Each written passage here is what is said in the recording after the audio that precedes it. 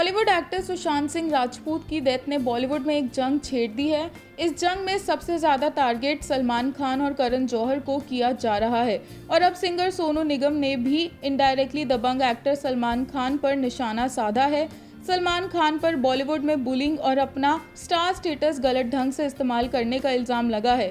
Reports की माने तो सलमान खान का प्रोडक्शन हाउस SKF फिल्म एक मेजर बैनर है जिसने सुशांत को बैन किया था। वहीं डायरेक्टर अभिनव कश्यप ने भी सलमान पर उनका करियर सैबोटाज करने का इल्ज़ाम लगाया था और अब सोनू निगम ने सलमान खान पर अपनी पावर गलत ढंग से यूज़ करने का इल्ज़ाम लगाया है। उन्होंने डायरेक्टली सलमान का नाम नहीं लिया पर उन्होंने अरिजीत सिंह का एग्जाम्पल दिया, जो सब जानते हैं कि अरिजीत और सलमान के बीच सब कुछ ठीक नहीं है। ये सब कुछ सोनू ने एक वीडियो में कहा। देखिए उनका ये वीडियो। मैंने बहुत दिन से वीलॉग नहीं किया। मैंने मूड नहीं था एक्चुअली। पूरा भारत कई प्रेशर से गुजर रहा है। एक तो मेंटल और इमोशनल प्रेशर सुशांत सिंह राजपूत के जाने के बाद में, वो जो लाजमी भी है ऑफ कोर्स, क्योंकि अपनी आंखों के सामने एक जवान जिंदगी को जाते हुए देखना आसान बात नहीं है और कोई बहुत ही निष्ठुर होगा कि वो इस बात से अफेक्टेड ना हो। और ऊपर से फिर अभी इंडो चाइना का जो केस चल रहा है और जो हमारे 20 जवान जो घंटों लड़ने के बाद में और तड़प तड़प के जो मरे हैं, आई डोंट नो वहाँ पर क्या कैजुअलिटी हुई है। मैं भारतीय हूँ पर उससे ज़्यादा मैं एक ह्यूमन बीइंग हूँ, एक इंसान हूँ आपकी तरह। तो मुझे दोनों ही चीज़ें ठीक नहीं लगती। मतलब ये क्या है चल रहा है, हमारी इंसान को मारना। और ये चीज़ें समझदारी से भी हैंडल हो सकती हैं अगर इंसान चाहे तो, लेकिन हमारे वाले तो चाहते हैं शायद, लेकिन सामने वाला जो पक्ष है वो तैयार नहीं है या उसके अपने एजेंडाज हैं। कुछ दुख की बात है। मेरी सहानुभूति सबके लिए है। मैं इस वीलॉग से एक रिक्वेस्ट करना चाहता हूँ, ख़ासतौर से हमारी म्यूज़िक कंपनीज को, क्योंकि आज सुशांत सिंह राजपूत मरा है, एक एक्टर मरा है।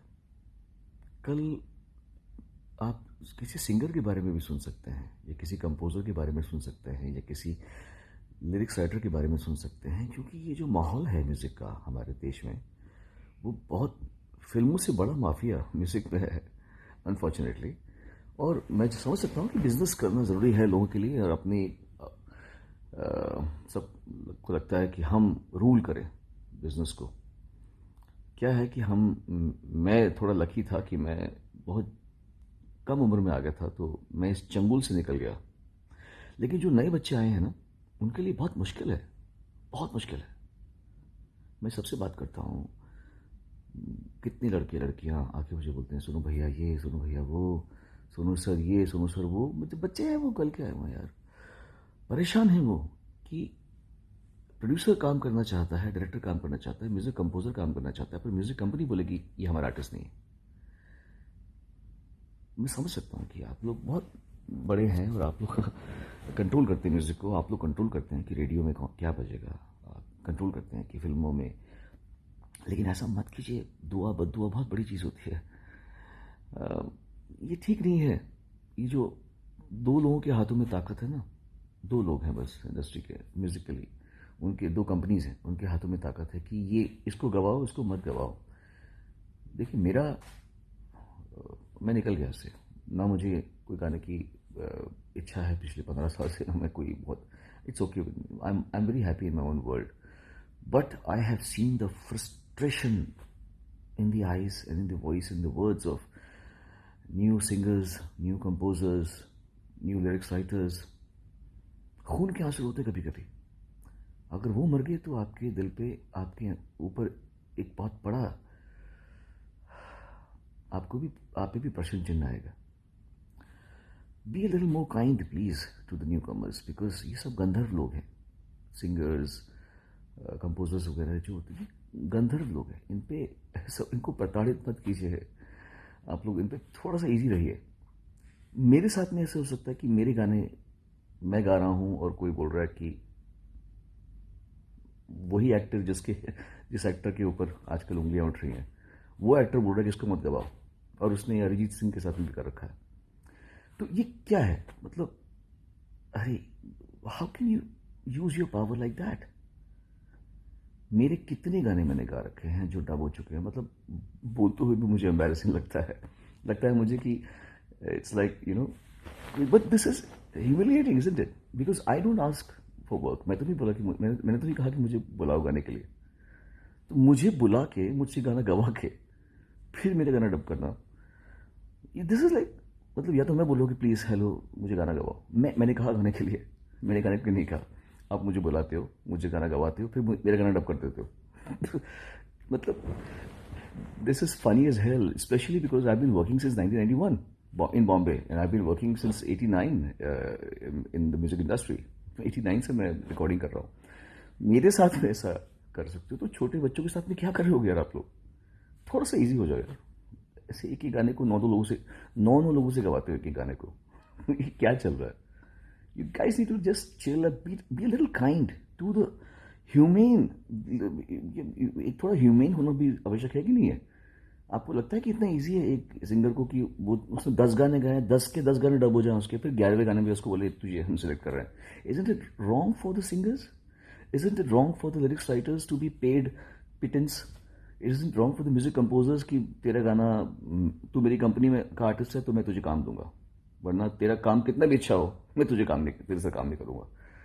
ये थोड़ा ठीक नहीं है मेरे ख्याल से। So you see, I am done with this, but please don't torture the younger ones. Really इतना अच्छा स्पेस नहीं है। Please look, step in to their shoes and please try to understand. They need you, they need your help, they need your kindness, they need your grace. थोड़ा सा kind हो जाइए आप लोग यार, ऐसा मत कीजिए। एनीवे चलो, आई होप कुछ लोग इस बात का बुरा ना माने कि सोनू निगम ने ऐसे बोल दिया और हमारे बारे में ऐसा बोल दिया। मैं जो कह रहा हूँ वही, जो मैं देख रहा हूँ मैं वही कह रहा हूँ, और मेरे ख्याल से लोग इससे एग्री भी करेंगे, जो म्यूजिक कंपोजर्स हैं, जो सिंगर्स हैं, जो राइटर्स हैं, जो सफ़र कर रहे हैं। मैं कह रहा हूँ even directors and producers also are not happy कि उनको उनकी मर्जी का म्यूजिक बनाने नहीं दिया जा रहा। ये भी ठीक बात नहीं ना। मुझे तो डायरेक्टर्स भी जब मिलते कहते सर हमको ये गाना चाहिए ही नहीं, पर म्यूजिक कंपनी बोलते कि ये गाना हमको दे रहा है। तो ये थोड़ा रॉन्ग है। क्रिएटिविटी दो लोगों के हाथ में नहीं होनी चाहिए। It's enjoy the bliss of everybody's grace, everybody's music, everybody's talent, everybody. आप ही बताओगे तो फिर म्यूजिक कितना कम छोटा हो जाएगा ना। पहले म्यूजिक कैसे होता था, राज कपूर का अलग म्यूजिक होता था, है ना, और ओपिनियर का अलग म्यूजिक होता था, शंकर जयकिशन का म्यूजिक राज कपूर के लिए अलग और वसंत बहार के लिए अलग। तो मतलब कितना सबका अलग, इतना वेरिएशन था पहले। अभी म्यूजिक बड़ा संकुचित सा होता जा रहा है। तो और लोग सुसाइड ना कर लें, तो थोड़ा सा आप लोग काइंड हो जाइए। And God bless you all and live like a happy fraternity. Thank you, God bless everyone, bye.